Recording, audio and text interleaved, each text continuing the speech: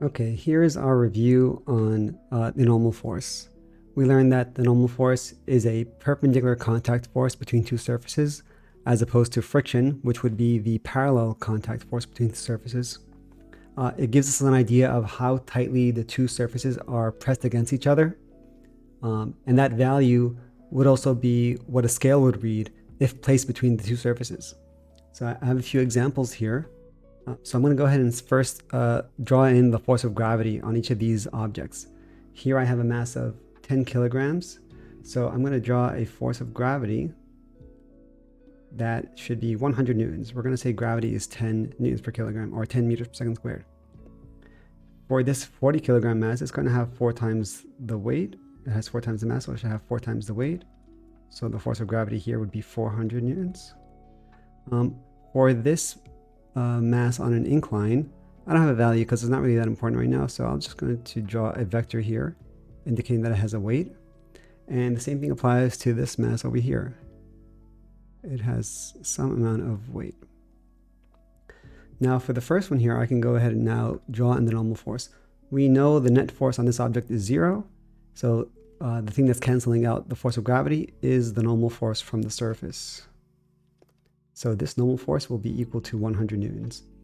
And I've intentionally drawn the surface here kind of deformed to show the difference between this example and this example. Here with the 40 kilogram mass, it's applying a force of 400 newtons. The Earth is applying a force of 400 newtons downwards. And so the surface must apply an upward force to cancel out that force of gravity, because we still here have a net force of 0. In order to apply this larger force, the surface is going to deform. In everyday life, we wouldn't normally see this on most surfaces, but we can maybe pretend that this surface here is like maybe a meter stick that can't apply very much force, and so we would see that deformation. And the larger the mass I put on here, the larger the weight will be, and so the larger normal force will be required to cancel out the force of gravity.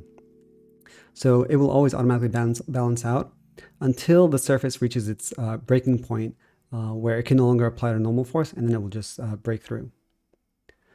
Here on the inclined plane, the force of gravity is still downwards towards the Earth.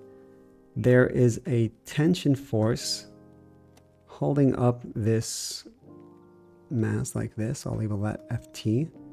And what I'm trying to emphasize here is that the normal force must be perpendicular to the surface. So it's going to be pointing this way.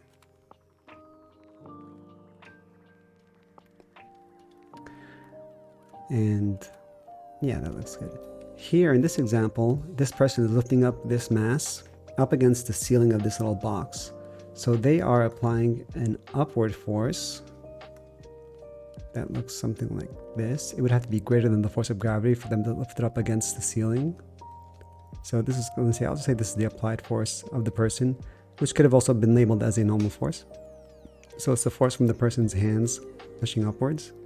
And so then the normal force in this case is actually a downward force. Let's do something like this.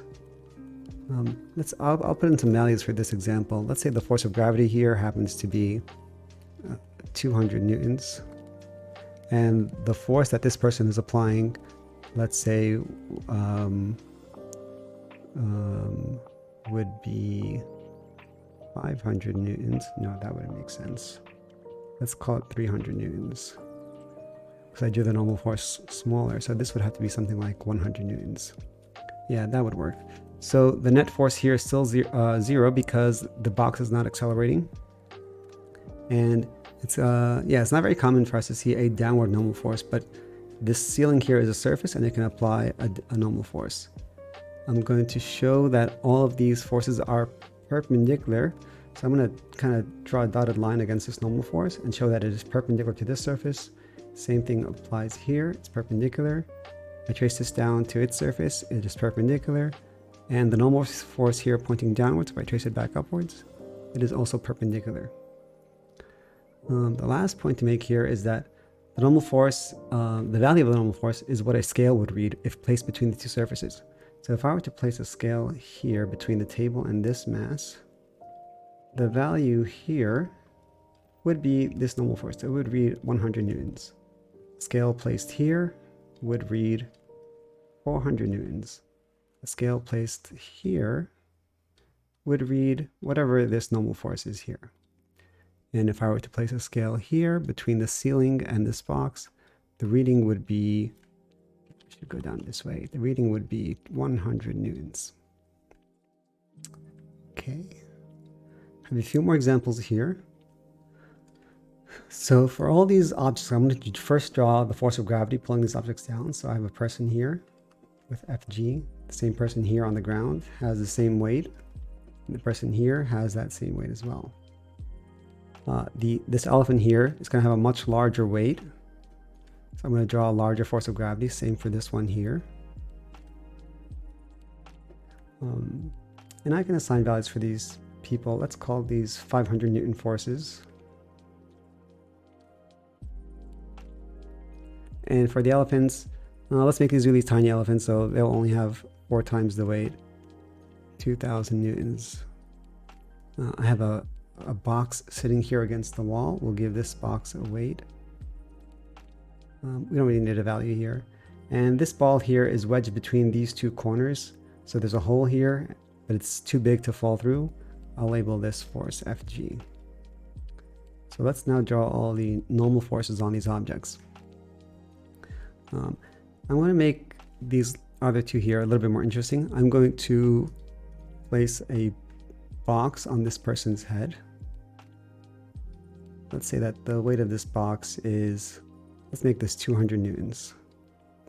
And for the elephant over here, I'm going to use a crane. So there's a crane here, crane operator, and they're going to lift up on this elephant with the crane. And they're going to apply an upward force. Let's make that upward force 1500 newtons of upward force from the crane. Yeah, now we can draw our normal forces. So the person here above the ground is not in contact with the surface, so there is no normal force. This person is accelerating downwards due to gravity. The person here on the surface is going to have, of course, a normal force equal to their weight in this case. The elephant here would also have a normal force equal to its weight of 2,000 newtons. But in this example, we have these extra forces. There is this box that is pushing, or this mass pushing down on this person with a force of 200 newtons. And so the normal force is going to compensate and balance out those downward forces. And it's going to be equal to 700.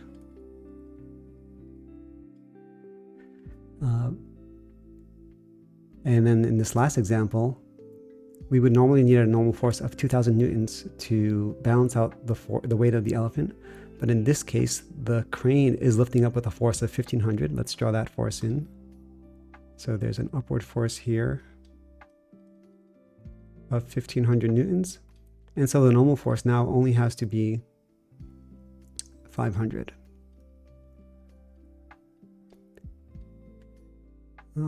Yeah, let's bring back that idea of the scale. So let's put some scales here. If I had a scale here on the ground, the reading here would be 0 newtons. Because this person is not squeezing the scale, there's nothing on the other side of the scale to apply a force. Whereas if I had a scale here, the reading would be equal to the normal force, so it would be equal to 500. The elephant on the scale would give us a reading of 2,000 newtons. And then here for this scale, because the weight above the person is also pushing down, the normal force here is going to be larger, so it's going to be 700 newtons.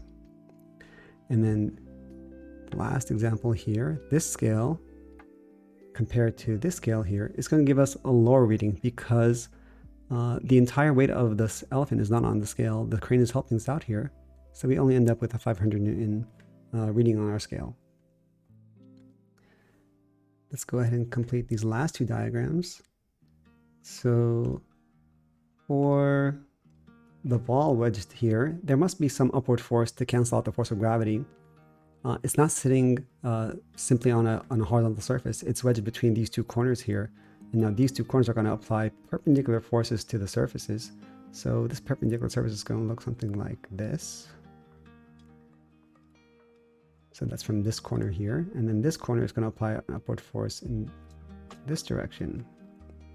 The horizontal components of these normal forces would cancel out, and the vertical components of these forces would cancel out the force of gravity. So the net force on this ball is 0 newtons. The example on the right, there is a tension force in this direction, T. And I can draw the components of this tension force, maybe for this to make a bit more sense, in a second. There is a normal force from this wall pushing this box to the left. And now the net force on this box is 0. So just to clarify that, I'll draw the components of the tension force. The tension force can be divided into an x component this way. We'll call it ftx. And a y component this way, fty. So I can get rid of this vector here that represents the net tension force. And so we'll see that if I have here a weight, I'll make up a number here. Let's say I have a weight of 50 newtons, then the y component of the tension would also be 50 newtons. And if I have a tension force here, if I have a normal force here of 40 newtons, then the x component of the tension would also be 40 newtons. And so the net force on this box would be 0. And I think that's good for normal force.